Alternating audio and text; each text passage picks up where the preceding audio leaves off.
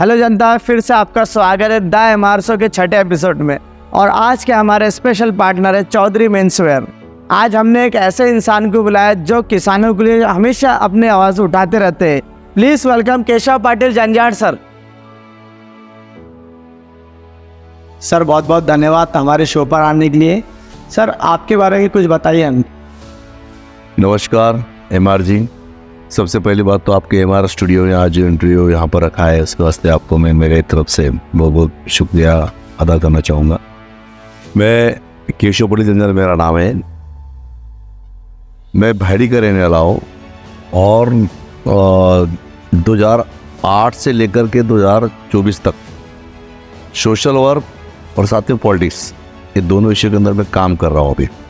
और भोकरदन जाफरा तालुके में हर गांव के अंदर मेरे को मानने वाला एक वर्ग है और सोशल वर्क के अंदर हमारे अलग अलग ढंग से अलग अलग काम हैं।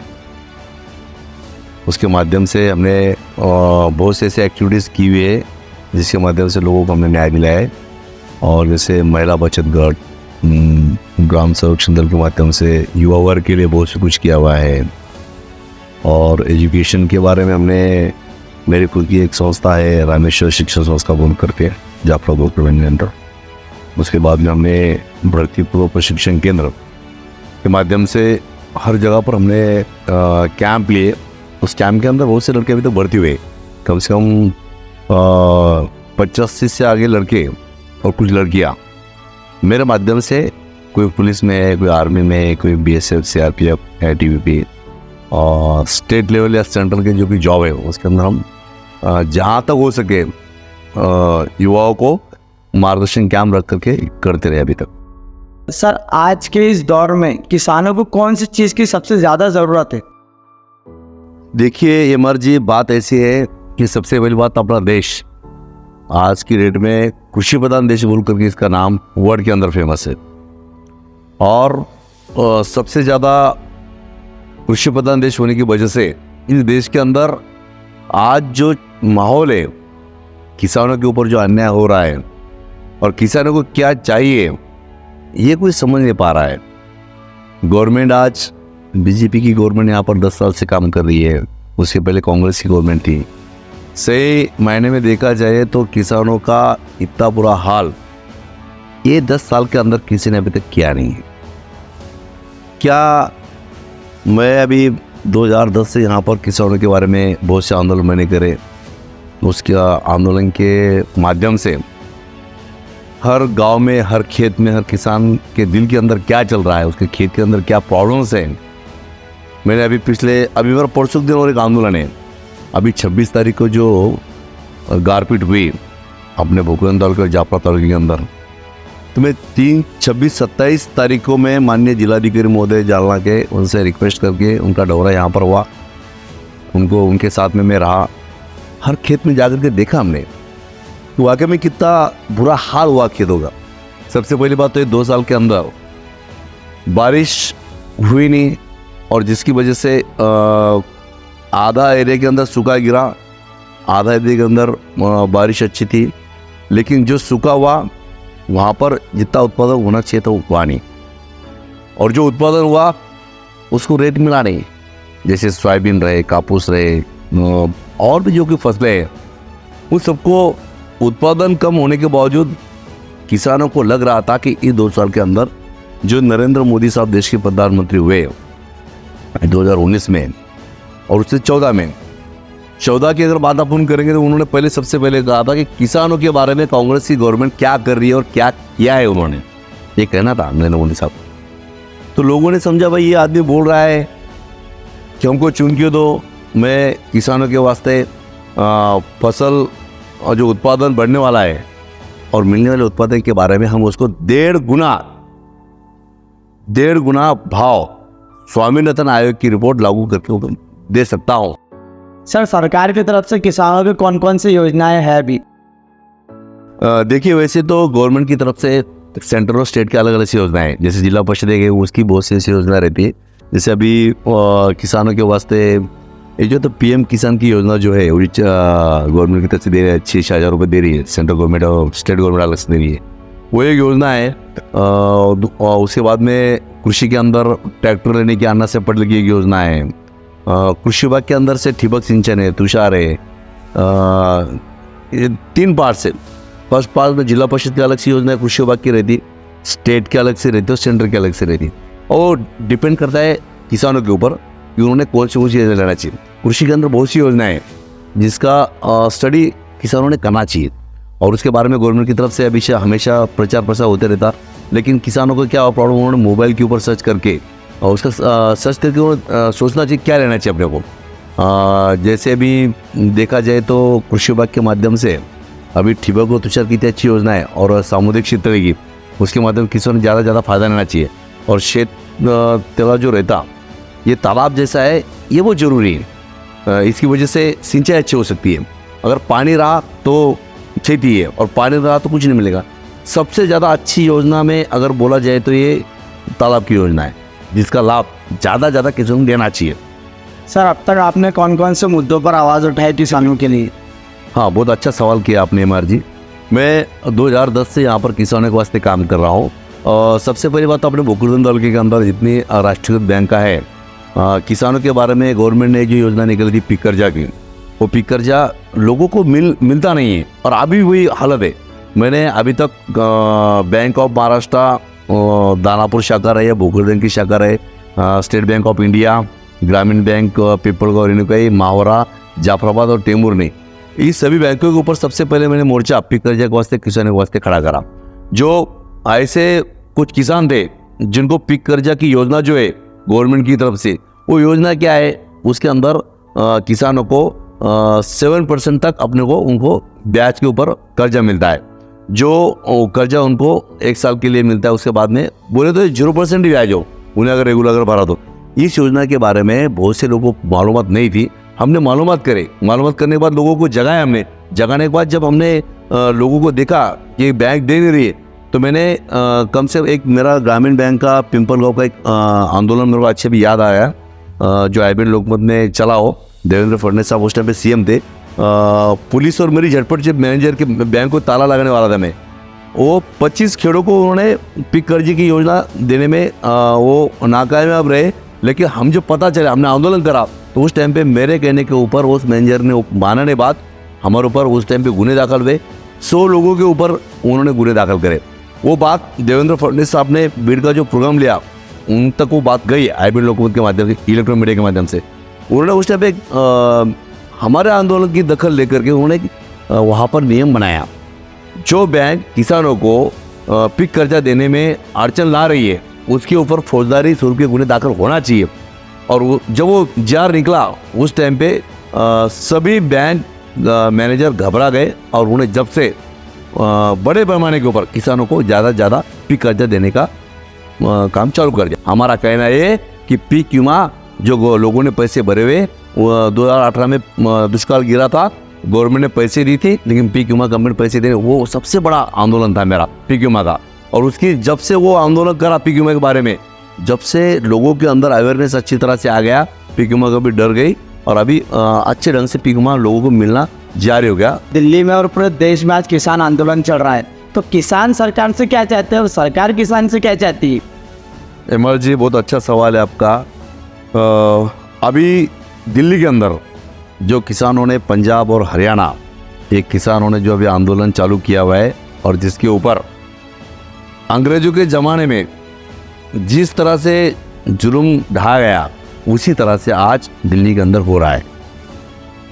और एक तरफ तो बोला जाता है कि इंडिया, हमारा भारत 80% कृषि प्रधान देश है, और दूसरी तरफ एक तरफ किसान और दूसरी तरफ जवान, जो लाल बहादुर शास्त्री ने बोला था, जय जवान जय किसान। अभी की डेट के अंदर जवान सीमा के ऊपर मर रहा है और किसान खेत के अंदर मर रहा है। अब दिल्ली में किसान फिर से आंदोलन क्यों कर रहा है? आपका जो सवाल है, किसान को क्या चाहिए और गवर्नमेंट क्यों नहीं दे रही है, इसका एमएसपी का ये मसला है। और मैं कहना चाहूँगा आपको, ये एमएसपी इस देश के अंदर जो बनाया गया, तो वो एमएसपी के बारे में इसकी जो जड़ें, ये स्वामीनाथन आयोग के अंदर दबी हुई है। आज भी पंजाब, हरियाणा, राजस्थान या आंध्र प्रदेश जैसे स्टेट है, उस स्टेट के अंदर क्या हो रहा, जो एमएसपी का जो न्यूनतम मूल्य जो रहता फसल का, जैसे पंजाब के अंदर गेहूँ है, वहाँ पर सबसे ज़्यादा गेहूँ और क्या बोलते चावल, इसकी खेती बड़े पैमाने पर होती है। तो उसका जो रेट है वो रेट गवर्नमेंट ने एक फिक्स करना चाहिए एमएसपी के ऊपर। एमएसपी के ऊपर रेट अगर फिक्स हुआ तो उसमें और 50% गुना बढ़ाना चाहिए और 1.5 पट गुना ये किसानों को मिलना चाहिए। और आप देखिए 2020 के अंदर इन्हीं किसानों ने, नरेंद्र मोदी साहब ने जो 3 कायदे लाए थे इस एमएसपी और सुब्रमण्यम स्वामी की रिपोर्ट के आधार के ऊपर 3 काले कायदे लाए थे उन्होंने, लेकिन 2020 के अंदर 1 साल तक वो किसानों ने दिल्ली के ऊपर आंदोलन करा और बाद में इस देश के प्रधानमंत्री जी को हाथ जोड़ करके माफी मांगनी पड़ी, वो काले कायदे उनको कैंसिल करने पड़े। उस टाइम पे करार हुआ था कि हम ये जो कानून बनाए गए ये वापस तो ले रहे, लेकिन किसानों को जो चाहिए वो हम देने वाले हैं। जिसमें सबसे पहली अट ये थी कि जैसे कोई युद्ध चालू हुआ या कोई ऐसा कोरोना जैसा माहौल अगर बना तो उस टाइम पे गोडाउन की जो योजनाएं रहती है, गोडाउन के अंदर हर कोई व्यापारी वो सामान डैम करके रखता था और वो होगा नहीं, ये अट उसके अंदर थी। लेकिन जो 2020 के अंदर जो काले कानून वापस लिए गए, उस टाइम पे जो करार किसानों को दिया गया था, जो 4-5 मांगी थी उनकी, और इस गवर्नमेंट ने बोला था उनको, हाँ हम कानून भी पीछे ले रहे हैं और आप जो बोल रहे हैं वो हम पूरा करके रहने वाले। अभी 1 साल के अंदर किसान बेचारे 700 किसान इसके अंदर मरे। 2020 के अंदर 700 किसान मरने के बाद वो 3 काले कानून वापस लिए गए और उसके बाद में इन्होंने क्या करा, 1-2 साल के अंदर जो कमिटमेंट किसानों को करी थी पंजाब और हरियाणा के, वो उन्होंने पूरी करी नहीं। उन्होंने उल्टा वही कानून दोबारा लाने के चक्कर में और बड़े बड़े अदानी और अंबानी साहब को कॉन्ट्रैक्ट सिस्टम जो खेती है वो करने के वास्ते और से धीरे धीरे करके चालू कर दिया। एमएसपी का जो मुद्दा है, जो बोला गया था वो कमिटमेंट पूरी करे नहीं और इसलिए फिर से किसान वहाँ पर। आज भी किसानों क्या कहना है, सेंट्रल गवर्नमेंट ने 2020 के अंदर जो कमिटमेंट हमारे से की थी वो पूरी करे और इसका सबसे बड़ा हल वो खाली स्वामीनाथन आयोग की सिफारिश अगर गवर्नमेंट कबूल कर लेंगी और एमएसपी का रेट अगर फिक्स कर देंगी, या आंदोलन में रुक जाएगा, गवर्नमेंट का भी हल हो जाएगा और किसानों को भी अपने फसलों के भाव मिलना चालू हो जाएंगे। लेकिन ये गवर्नमेंट के दिमाग के अंदर नहीं है, इसलिए ये माहौल ऐसा ही बना रहेगा, ऐसा मुझे लग रहा है आज देश के अंदर। साहब जिस हिसाब से महाराष्ट्र सरकार का उथल पुथल चल रहा है तो पब्लिक कंफ्यूज हो जा रही है कि कौन सी पार्टी का साथ देना चाहिए, तो इसके बारे में आपके क्या विचार है? यमर जी बहुत अच्छा सवाल किया। अभी का माहौल ही ऐसा कुछ है कि लोग पूरे परेशान हो गए। हमने 2019 के अंदर जिस पार्टी को मतदान किया हुआ है और वो पार्टी आज सत्ता में कुछ दिन थी, उसके बाद में जो विरोध में है वो भी सत्ता में आ गए। आज ऐसी हालत हो गई, आज राष्ट्रवादी कांग्रेस शरद पवार साहब की, उसके बाद में शिवसेना उद्धव ठाकरे साहब की, भारतीय जनता पार्टी और कांग्रेस और जो छोटे मोटे विधायक दल है वो सब सत्ता में आके रह गए। अब लोग परेशान हो गए कि हमने वोटिंग तो किया, इसको था और इसको विरोध करा था, लेकिन ये भी सत्ता में आया और वो भी सत्ता में आया, हमने करना क्या? अभी के माहौल के अंदर हमारे जैसे कार्यकर्ता भी आज परेशान इसलिए है कि ऊपर के लोगों ने क्या संदेश देना चाहिए था। जो लोग अभी तक समाज और लोगों को बोलते थे एक विचार होना चाहिए पार्टी का, एक नैतिकता होनी चाहिए पार्टी की, एक सोच होनी चाहिए नेता की, ये सब चीजें अब इन सभी चीजों को इन सभी पार्टियों ने सुरुंग लगा दी। और जो भी अभी जनता है, जो मतदार है, जो आज की डेट में भी सोचते कि मैं कांग्रेस की विचारधारा का हूँ, मैं भाजपा की विचारधारा का हूँ, मैं शरद चंद्र पवार साहब की विचारधारा का हूँ, मैं ठाकरे गढ़ की विचारधारा का हूँ, ये होने के बाद उन लोग मतदारों को आज टेंशन खड़ी हुई कि अभी हमने क्या करना चाहिए। मैं खुद टेंशन हूँ इसके बारे में। तो मेरा कहना है अभी लोगों ने ये सब सत्ता में आए, उनकी स्वार्थी अवस्था है, कांग्रेस, राष्ट्रवादी, शिवसेना, भाजपा और विधायक दल, क्यों ना एक बार अच्छा इंसान देख करके उसको साथ देना चाहिए जनता ने। आज मैं कहना चाहूँगा आपके यमा चैनल के माध्यम से, मज़े की बात है, जैसे अभी मराठा आरक्षण का मुद्दा आया, अमूमन लोग महाराष्ट्र के अंदर 6-7 कोटि लोग मराठा समाज के हैं। उसके बारे में मराठा समाज के बड़े बड़े पुजारी हैं। अभी तक महाराष्ट्र के अंदर बड़े बड़े पुजारी यहाँ से चुने गए। अभी जो अधिवेशन हुआ, उस अधिवेशन के बारे में मैं मराठा समाज के आरक्षण के अंदर में पूरे तालुके के अंदर हमने बहुत बड़ी ताकत लगाई। और मैं मराठा होने की वजह से, क्योंकि ठीक है, मैं उस जिस जात के अंदर मेरा जन्म हुआ उसके वास्ते हमने कुछ करना चाहिए, इसलिए मैंने करा हो। मज़े की बात है कि मैं औरंगाबाद एयरपोर्ट के अंदर जब 20 तारीख का अधिवेशन था, उस टाइम पे मैंने एयरपोर्ट के ऊपर भारतीय जनता पार्टी, शरद चंद्र जी पवार गट, अजित दादा गट और शिवसेना उद्धव ठाकरे गट, सभी एमएलए और मिनिस्टर से मुलाकात करके उसे बोला था मैंने, जनता ने आपको वोटिंग करा हुआ है, आप मराठा आरक्षण के बारे में वहाँ पर बोलना चाहिए। सर, आपका राजकारणी अनुभव कैसा है? हाँ, ये सवाल आपका बहुत बढ़िया लगा मेरे को। मेरा राजकारणी अनुभव, सबसे पहली बात तो मैं कहना चाहूँगा कि मैं एक सेंट्रल रिजर्व पुलिस फोर्स में 8 साल सर्विस करके आया हुआ आदमी था। सबसे पहले सोशल वर्क में आया। सोशल वर्क के अंदर मैंने अपने जिले के जो एसपी थे चिरंजीव प्रसाद साहब, IPS अधिकारी, उनके माध्यम से ग्राम संरक्षण दल की स्थापना करी, युवाओं के लिए काम करा। और उसके बाद में लोगों को मेरा काम अच्छा लगा और मैं पॉलिटिक्स में आ गया। सबसे पहली बात तो मैं अपनी भाड़ी ग्राम पंचायत का मेंबर सबसे बना 2010 के अंदर। वो ग्राम पंचायत SC का सरपंच था। उसके माध्यम से मैंने 5 साल का बहुत अच्छा काम किया। जब जाके पंचायत समिति मेंबर बना, उसके बाद में जिला परिषद मेंबर बना। और अभी तक मैंने इस 2010-2024 तक जो अभी 14 साल हुए, उसके अंदर मैंने 8 चुनाव मैंने जीते। अभी तक मैं कोई चुनाव अभी तक हारा नहीं। मैं एक सच्चा आदमी हूँ, मैं अभी तक झूठ बोला नहीं। पॉलिटिक्स में युवा वर्ग ने आना चाहिए और जहाँ तक हो सके 80% सोशल वर्क और 20% पॉलिटिक्स, ये मेथड अगर हर किसी ने अगर यूज करा तो सही में अपना देश तरक्की कर सकता है, महासत्ता बन सकता है। लेकिन आज क्या हो रहा है, 80% बदमाशी है और 20% सोशल वर्क करे लोग हैं। बहुत ज़्यादा वायरल हो रहा है कि सोशल मीडिया पे कोई भी आम इंसान भी कह रहा है कि हम लोकसभा चुनाव लड़ने वाले हैं, तो ऐसा माहौल क्यों पैदा हो रहा है? बहुत अच्छा सवाल है आपका। आपने जो सवाल पूछा है, ये अभी 10-15 दिन से मैं भी खुद देख रहा हूँ सोशल मीडिया के ऊपर। ऐसे कभी हुआ नहीं। इससे पहले जो आम इंसान है वो कभी बोला नहीं ऐसे कि मैं लोकसभा चुनाव लड़ने वाला हूँ, मैं विधानसभा चुनाव लड़ने वाला हूँ, ऐसे कभी हुआ नहीं। ये इसलिए हुआ कि अभी जो मराठा आरक्षण जो चल रहा है, OBC और मराठावाद, इसके बारे में मराठा समाज के ज़्यादा से ज़्यादा लोग, जहाँ तक मैंने चेक करा, वो सब लोकसभा चुनाव और विधानसभा के बारे में जो बात करें, वो मराठा समाज के ज़्यादा से ज़्यादा लोग आए। हर कोई बोल रहा है कि मैं चुनाव लड़ूंगा। ये क्यों हो रहा है? ये गुस्सा है। और मनोज जरंगे साहब जिस ढंग से आज ये आंदोलन का नेतृत्व कर रहे हैं, उस तरीके से 1 साल, अभी 7-8 महीने और पहले के 8-9-10 साल, जब से वो सोशल वर्क के अंदर से लड़ रहे, अभी भी गवर्नमेंट ने उनके साथ में कैसे धोखाधड़ी करी, वो सब दुनिया ने पूरे देख लिया, पूरे महाराष्ट्र के अंदर। ये गुस्सा ऐसा पैदा हुआ मराठा समाज के अंदर, जिनको हमने वोटिंग करा हुआ है, जिनको हमने खासदार करा, आमदार करा, ये हमारा मसला वहाँ विधानसभा और लोकसभा में अगर ये सुलझा नहीं रहे तो क्यों ना हम भी चुनाव लड़े और फिर देख लेंगे।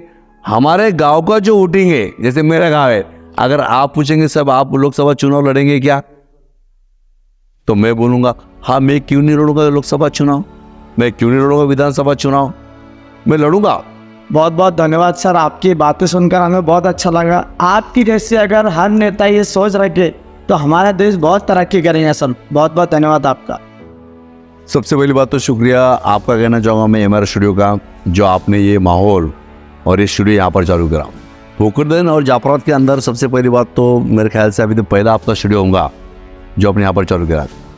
और मैं जो आज ठीक है आपका ये स्टार्टिंग है, आपके सब्सक्राइबर कम हैं, लेकिन जो लोग ये इंटरव्यू मेरा देख रहे, जो आपने इससे पहले भी इंटरव्यू जिस चीज़ के लिए वो भी जिन लोगों ने देखे हुए, उन सबकी एक जवाबदारी है।